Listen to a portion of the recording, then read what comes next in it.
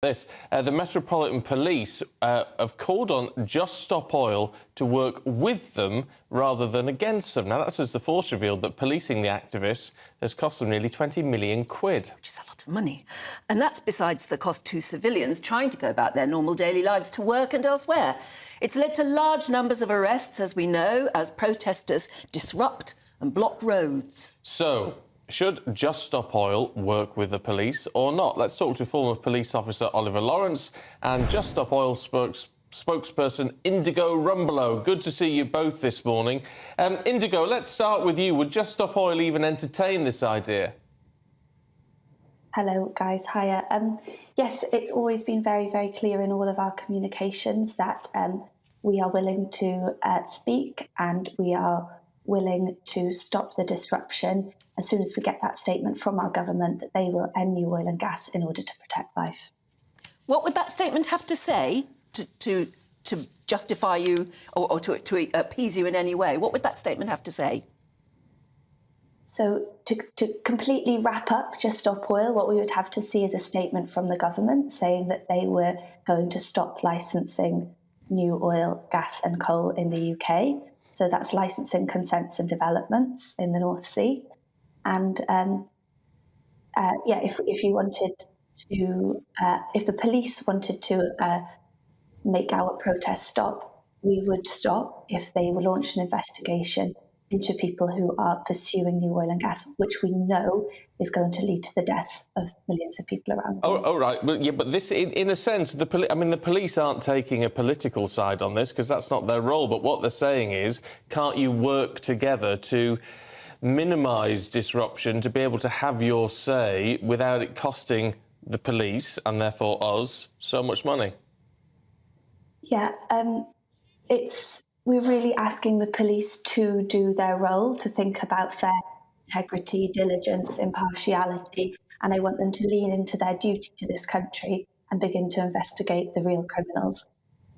I think there are lots of people watching who say, actually, it's the police's responsibility for us all, not just for looking after your interests. Well, we have a former police officer here as well, Oliver Lawrence. What do you think of that? Is there any way that the two sides could work together? Is it manageable in any way at all?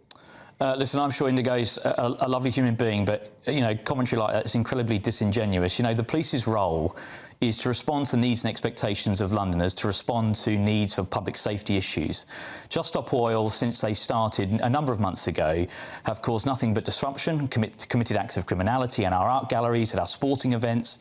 And this isn't about just stopping oil, this isn't about a meaningful statement.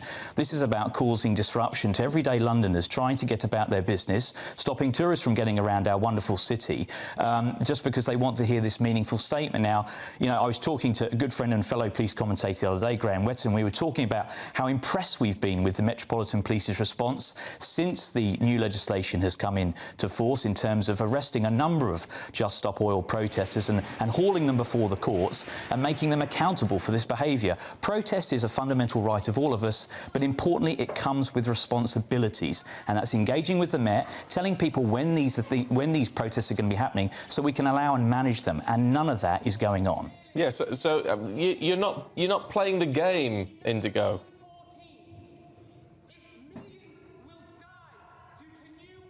Are you not hearing what I'm saying? Yep. Yes. Carry on, yeah. Yeah, I just said to you that there are people, such as Rishi Sunak, who are pursuing new oil and gas in the middle of this climate crisis, knowing that it's going to lead to the deaths of millions of people. I'm asking this policeman, would he, if he were the head of the Met, choose to investigate this crime? Well, hold on, that's not a crime, is it? I mean, that's your view, that's your opinion. It's not a crime. Therefore, we've got to look at what is happening now, which is Just Stop Oil protesters are committing crimes. You can protest without breaking the law. Why don't you do that? So you're right that in court, so if I were to allege a crime, the Met Police or the police are supposed to investigate that, and then it's up to the court to decide if it's a crime or not. I'm asking you, this is my friend Cressy. She's in prison right now. Is she a real criminal? Well, it depends what she I'm did. asking you, is Noah a real criminal? Is Ella a real criminal? But just All looking these at nice people are sitting photographs in of people prison right doesn't mean now they didn't do for something that warranted walking their arrest. down a road.